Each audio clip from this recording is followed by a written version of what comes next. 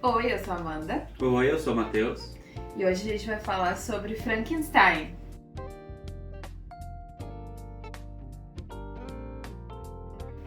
Um livro maravilhoso.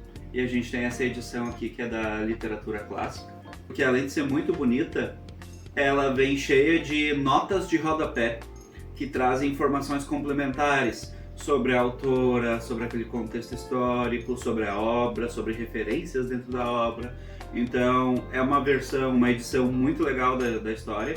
E porque também traz ela na língua original e traduzido também.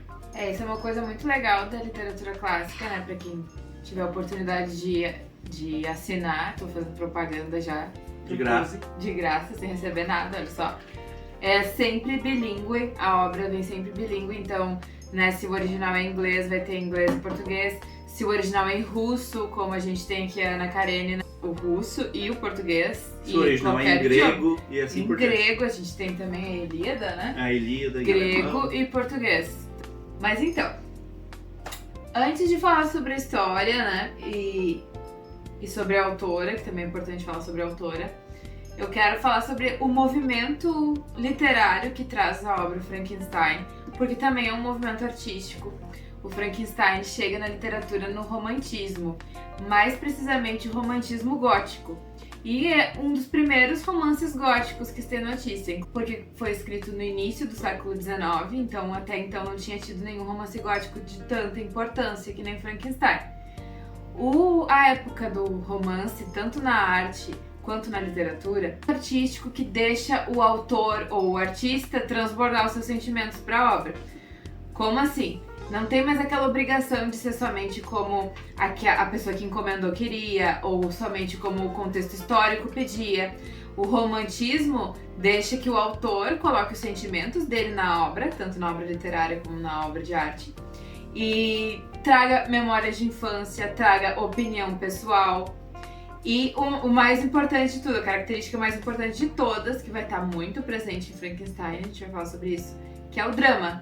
Outra coisa muito interessante de Frankenstein é que dá para ser considerada, se não a primeira, uma das primeiras obras de ficção científica, né, que a gente tem na literatura. Por que ficção científica? A ficção científica, na época, ela não existia como um gênero literário próprio, né? Não faziam histórias de ficção científica lá no século XIX. A ciência, ela estava começando a se inserir dentro de várias obras. O Drácula já traz isso um pouco, né? Embora não seja tão focado. Alguns contos do Edgar Allan Poe. Alguns contos do Edgar Allan Poe, por causa que essa modernização que a sociedade, principalmente europeia, estava passando, estava sendo muito presente, mas dentro de histórias românticas, dentro do movimento romantismo. Não romântica de um casal apaixonado pelo outro, tá? O romantismo é um movimento artístico que não é necessariamente ligado ao uso que a gente faz do termo hoje.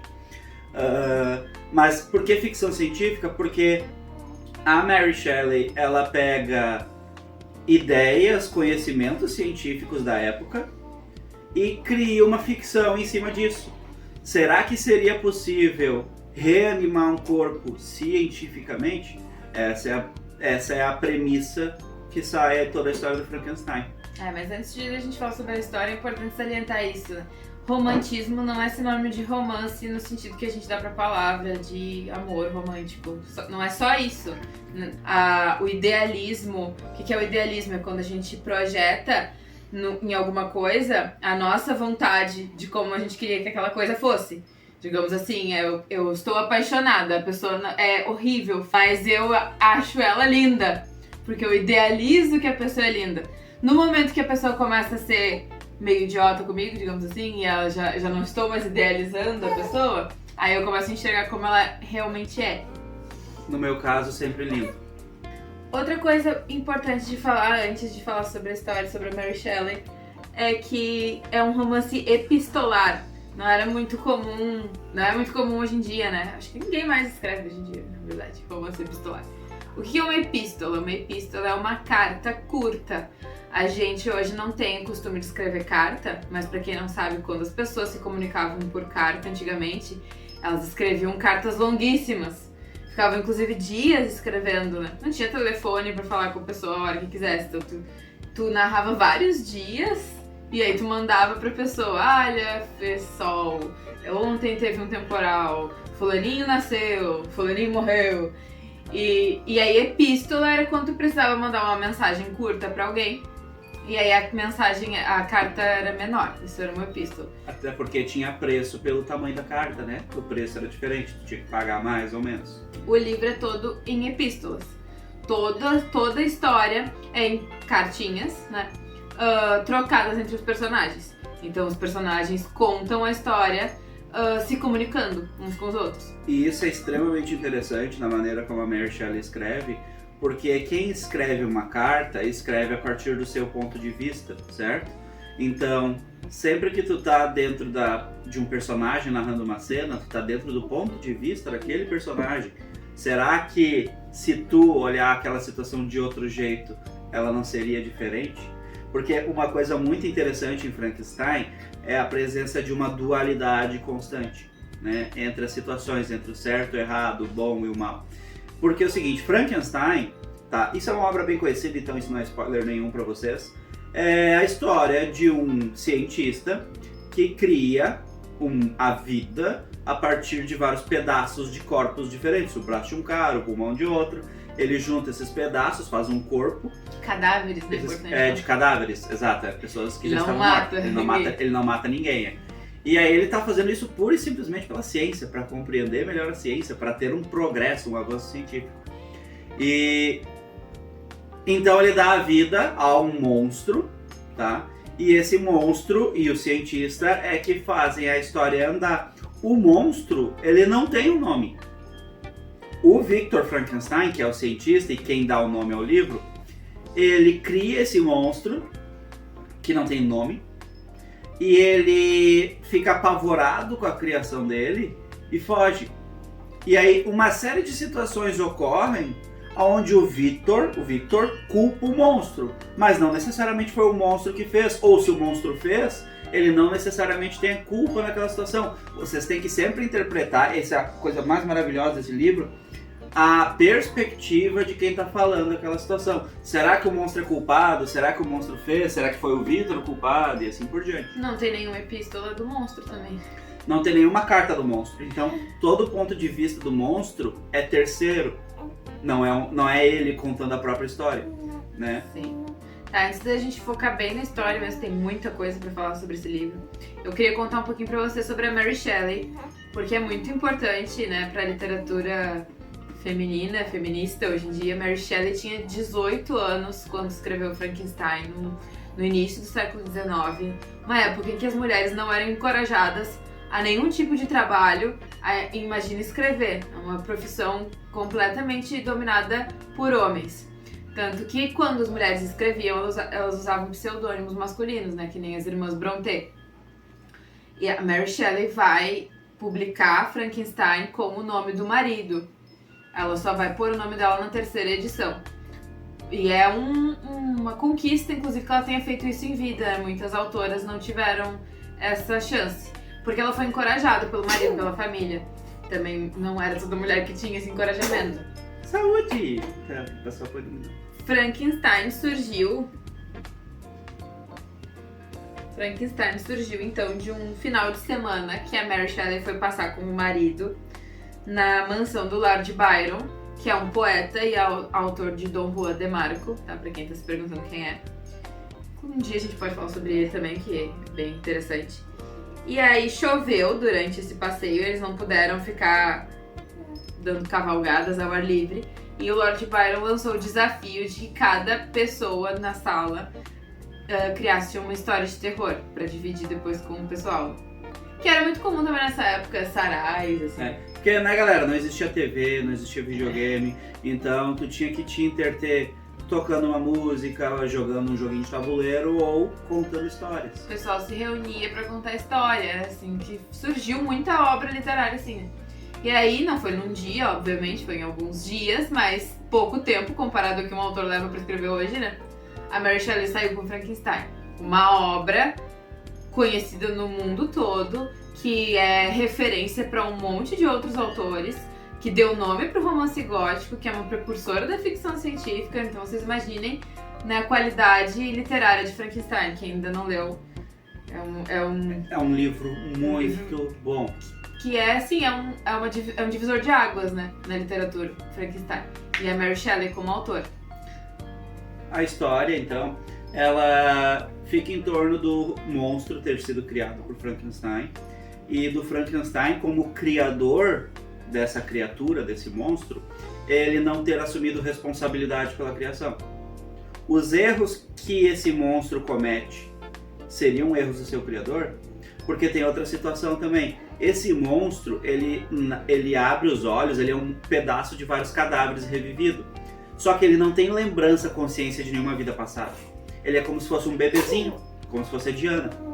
Só que num corpo gigante, remendado e horrível. Num corpo gigante, remendado e esquisito demais. Que afasta as pessoas. Que afasta as pessoas. Tipo, tu olha pro monstro e tu vê um monstro. Imagina tu ver uma criatura de 2 metros de altura, um braço maior que o outro, cara desfigurado, todo cheio de remendo.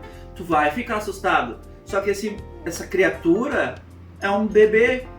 Ele não sabe o que é certo e errado, ele não sabe o que é uma folha, o que é um bicho. Ele sente aquelas vontades de comer, etc e tal. Ele sente vontade de ser entendido, de ter carinho. Mas ao mesmo tempo ele é só tratado com repulsa. E como é narrado por várias pessoas diferentes, eles usam vários termos para se referir a ele, né? Diabo, demônio, criatura. Monstro, né? Então, o monstro ele vai aprendendo enquanto vive e ele em determinado momento ele sente a necessidade de cobrar a responsabilidade do Victor por seu nascimento, por sua criação. E aí o Victor... ele não pediu pra nascer, exatamente. E como ele não pediu pra nascer, mas nasceu, onde está o criador dele? Que tem que ter responsabilidade por ele ensinar pra ele o que é o mundo, o que é o carinho. E ele vai atrás do Victor, ele fica extremamente revoltado pela maneira como ele foi tratado, pela maneira como ele foi deixado de lado, e toda uma sequência de tragédias se desenrola a partir disso. O monstro comete crimes, só que ele foi apenas afastado pela sociedade, ele não foi ensinado que existiriam outros caminhos, ele nunca foi acolhido, ele sempre foi tratado com repulsa. Então os crimes que ele comete são crimes dele, são crimes do seu criador. Quem é o responsável por esse pecado, né? É porque não só o criador, mas a sociedade em torno dele, afastando ele e repudiando ele, torna ele um monstro. Então a Mary Shelley deixa aqui muitas mensagens geniais. Uma delas é responsabilidade sobre o que a gente faz, né? Sobre a criação do cientista em si. E outra, que eu acho que é a predominante e a mais importante, é sobre preconceito. Preconceito no geral.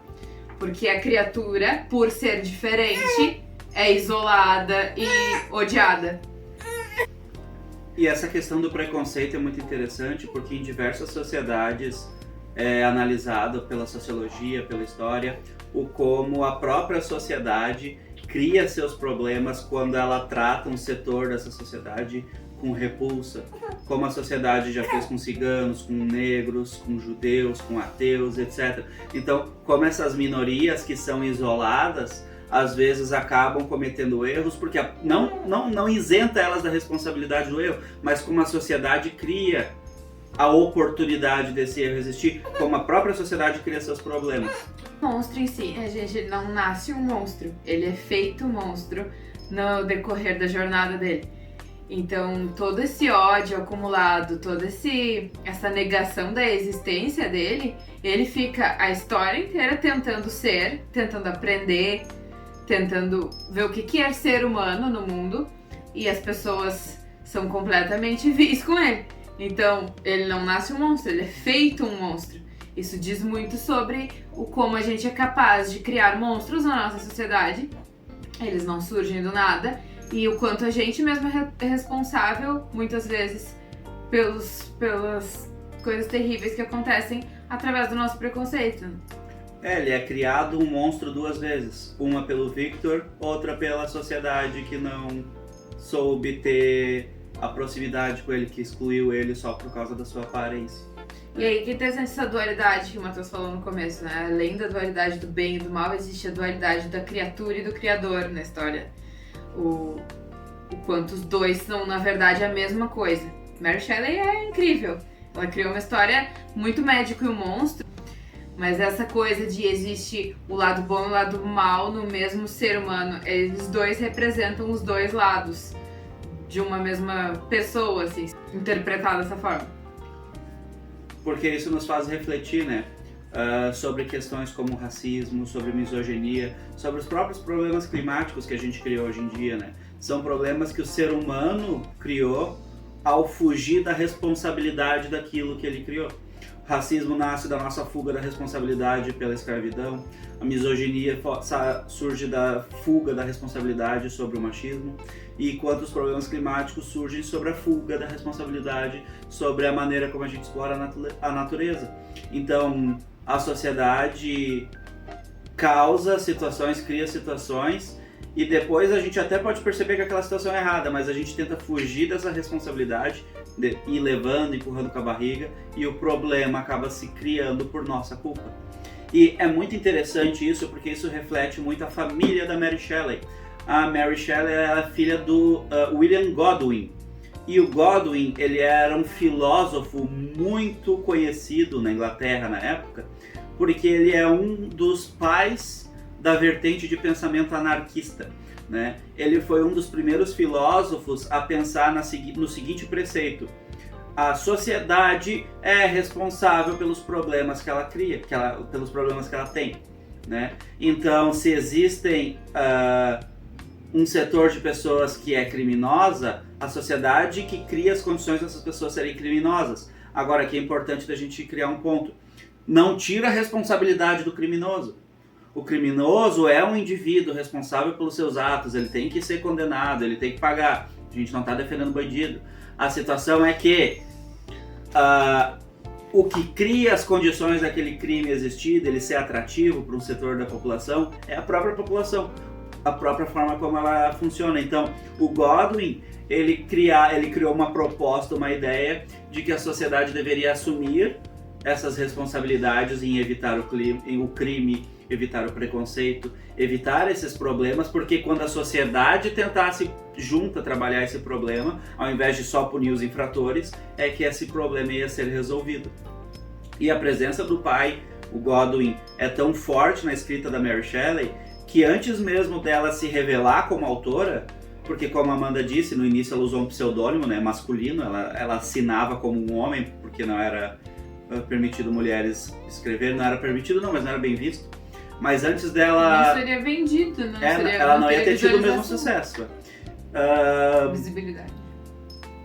Antes mesmo então dela se assumir como a autora de Frankenstein, alguns críticos literários já estavam percebendo que ela tinha muita influência. Esse autor de Frankenstein tem muita influência da filosofia de Godwin, godwinista, como eles chamam, né, godwiano. Então eles já estavam percebendo que tinha bastante influência de pensamento do pai dela, e depois ela assume, obviamente, a autoria, e isso fica bem claro. Muito dessa força dela de colocar o nome dela também vem da mãe dela, que era uma autora feminista. A mãe dela morreu muito jovem, ela não conheceu direito a mãe, mas ela também escrevia, e escrevia livros feministas. Isso no final do século XVIII. Então, pra vocês verem como era uma mulher à frente do seu tempo, né? E a Mary Shelley também era apaixonada por literatura de terror, né? Literatura gótica. Só que Frankenstein é muito mais do que isso. Muita gente tem a ideia errada de que Frankenstein é só um livro de terror. Mas ele, na verdade, fala sobre muito mais, muito sobre nossa constituição humana. Então não tem só um jeito de tu enxergar a história de Frankenstein. E é muito amplo, né? E, então, olha que família diferentona ela tinha pra época, né? O pai, um filósofo que tinha um pensamento que a sociedade tinha que se responsabilizar pelos seus problemas, que na época era um pensamento de outro mundo, era uma coisa, meu Deus, como assim? Né? E a mãe, uma pensadora feminista no século XVIII, né? Lá da metade para o fim do século XVIII. Então, nesse seio familiar, ela se desenvolve, ela tem toda essa influência dos pais dela, e ela cria uma obra-prima de ficção científica que trabalha preceitos morais e filosóficos da nossa sociedade. Também é uma obra que não fica parada no tempo dela, porque ela tem toda essa questão de tá se descobrindo a ciência. Isso. Tanto que a inspiração dela foi de uma vez que ela foi numa mostra científica e tinha lá uns cientistas fazendo experiências com eletricidade numa rã morta, né? E aí a rã, quando deram choque nela, a rã se mexeu e todo mundo achou aquilo muito revolucionário. Meu Deus, isso quer dizer que através da eletricidade talvez a gente possa ressuscitar os mortos. Essa foi a motivação, né, a inspiração dela. Pra criar uma história em que a eletricidade... Porque eletricidade era uma coisa completamente nova. Imagina pra pessoas do início do século XIX o que era luz elétrica. Então, meu Deus, com eletricidade, será que não é possível a gente reerguer um corpo que já não funciona? E esse é o preceito da ficção científica, né? Se a gente pega, por exemplo, Star Wars lá, que fala de viagem entre um planeta e outro rapidamente. Se a gente pegar Duna, se a gente pegar qualquer obra de ficção científica, ela pega um preceito científico que a gente tem no momento e imagina ele tipo Jurassic Park, né? E se através da genética a gente conseguisse reviver os dinossauros? Entende? É uma proposta de reflexão em cima de um conhecimento científico. Então por isso que ela também é considerada a pioneira nesse gênero. Tá? E não ficou parado no tempo, como eu falei, né? Vem dessa vertente que já não existe mais, dessa curiosidade que a gente tinha a respeito da luz elétrica. Mas ele ainda é e sempre vai ser pertinente, porque os dilemas morais ainda são os mesmos. A gente ainda tem os mesmos dilemas morais de preconceito, de criação de monstros na nossa sociedade, de dualidade do ser humano, de o que é bem e o que é mal, né? Até agora a gente não tem uma resposta certa pra isso. Então, leiam Frankenstein. É uma obra que vai valer totalmente o tempo de vocês. Não é uma obra grande, se vocês têm preguiça de ler. Tá? É um livro pequenininho. Esse livro aqui ainda, uma folha está em inglês, a outra está em português. Então por isso ele é um pouco maior. Mas ele é um livro pequenininho, um livro fácil e muito bom de ler. Tem mistério, tem suspense, tem terror, tem susto, tem cagaço. Então, eu acho que é isso aí. Tá? Leiam Frankenstein. É uma obra que vale muito a pena ser lida. E é isso aí. Beijos. Tchau, tchau. Até a próxima.